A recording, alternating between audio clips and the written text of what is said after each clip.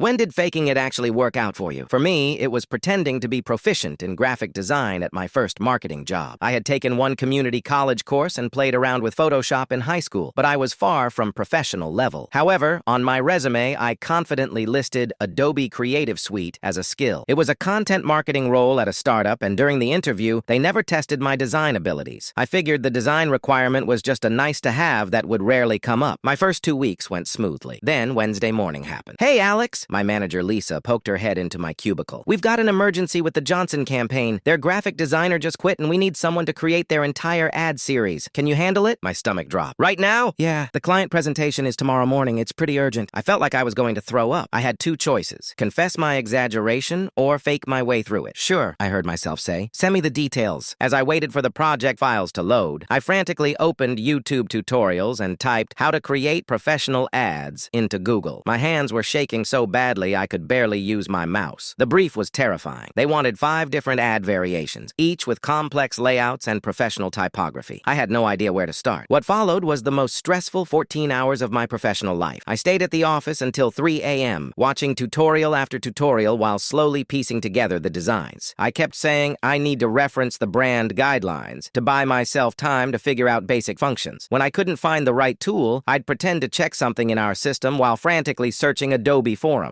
Somehow I managed to create something that looked almost professional. The colors were right, the text was readable, and the layout didn't look completely amateur. After printing the final versions at 6 a.m., I felt like I might collapse from exhaustion. The client presentation was at 9 a.m. I expected to get fired immediately. Instead, the client loved them. "These are exactly what we were looking for," the CEO said. "Fresh, modern, but still professional." Lisa stopped by my desk later. "Great work on those ads. The client is thrilled." I nodded, unsure what to say. "They mentioned the designs exceeded their expectations. They want to expand the campaign and requested you specifically for the next phase." I smiled weakly. I should probably brush up on some advanced techniques. "Definitely. In fact, the company will pay for design courses if you're interested." That Monday, I signed up for professional graphic design classes. 6 months later, I was handling all our major design projects with genuine confidence. I still work with the Johnson account. They're now our biggest client, and I've created over 200 designs for their campaigns. Sometimes the best way to learn something is to be thrown into the deep end and figure out how to swim.